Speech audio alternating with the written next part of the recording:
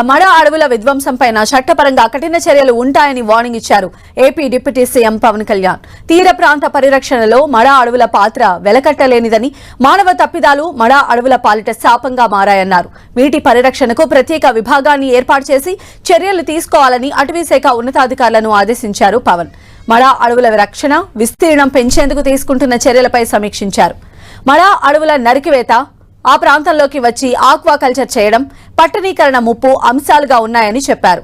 అభివృద్ధి, ఆక్వా సాగు మరో చోట చేసుకోవచ్చన్న పవన్, పారిశ్రామిక వ్యర్థాలు, ప్లాస్టిక్, ఇతర కాలుష్య సాకారాలు సైతం మడ అడవులకు తీవ్ర హాని కలిగిస్తున్నాయని తెలిపారు.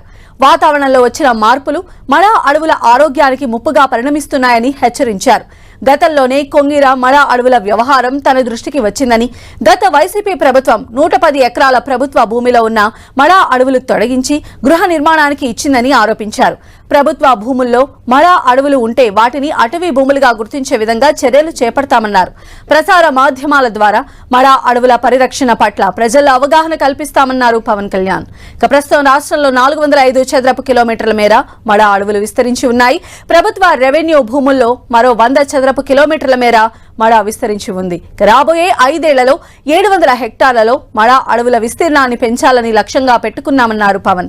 కేంద్రం ఇచ్చే 50% నిధులు, రాష్ట్ర ప్రభుత్వం సమకూర్చే 50% నిధులతో ఎకో టూరిజం అభివృద్ధి చేసి అక్కడి ప్రాంత ప్రజలకు ఉపాధి అవకాశాలు కల్పిస్తామని చెప్పారు ఏపీ డిప్యూటీ సీఎం.